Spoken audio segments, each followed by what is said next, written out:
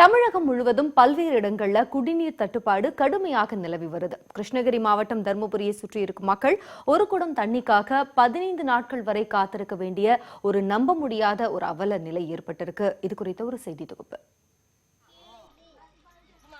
கையில் குடங்களுடன் குடிநீருக்காக காத்திருக்கும் இந்த காட்சி ஒரு நாளில் மட்டும் நடப்பதல்ல, ஒவ்வொரு நாளும் நடப்பது. அடிப்படை தேவையான தண்ணீர் கிடைக்காமல் நாட்கணக்கில் காத்திருக்கின்றனர் இவர்கள்.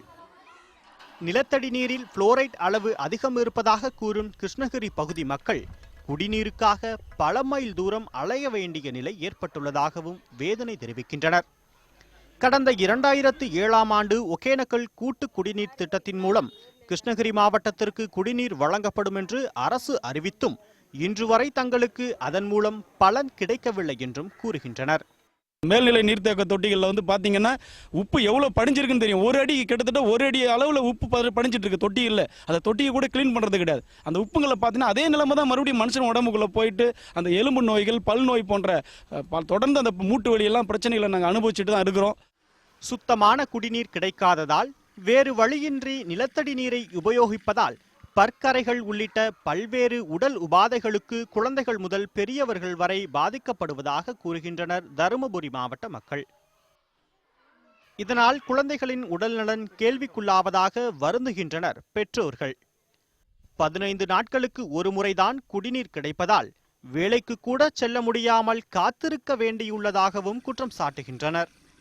பல்வேறு உடல் உபாதைகளுக்கு காரணமாக இந்த புளோரைடு குடிநீர் பருகுவதால் ஏற்பட்டு வருகிறது. இதை தடுக்க தமிழக அரசு ஒகேனக்கல் கூட்டு குடிநீர் திட்டம் எனும் திட்டத்தை செயல்படுத்தி சமீப காலத்துக்கு முன்பு கூட அந்த தண்ணீர் அனைத்து கிராம மக்களும் பயன்படுத்தி வந்தனர். ஆனால் தற்போதைய நிலை அந்த ஒகேனக்கல் கூட்டு குடிநீர் திட்டம் நீரானது கிராமப்புறங்களில் கிடைப்பது மிகவும் ஒரு அரிதாகிவிட்டது.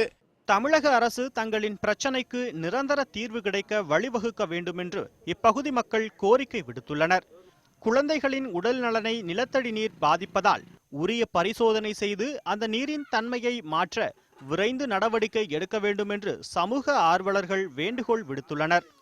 மாவட்ட நிர்வாகமானது நடவடிக்கை எடுத்து இந்த ஒகேனக்கல் கூட்டு குடிநீர் திட்டமானது தினம்தோறும் வருவதற்கு ஏற்பாடு செய்ய வேண்டும் என்பது இந்த பொதுமக்களின் கோரிக்கையாக உள்ளது. தினேஷ்குமார், நியூஸ் 18 தமிழ்நாடு, கிருஷ்ணகிரி.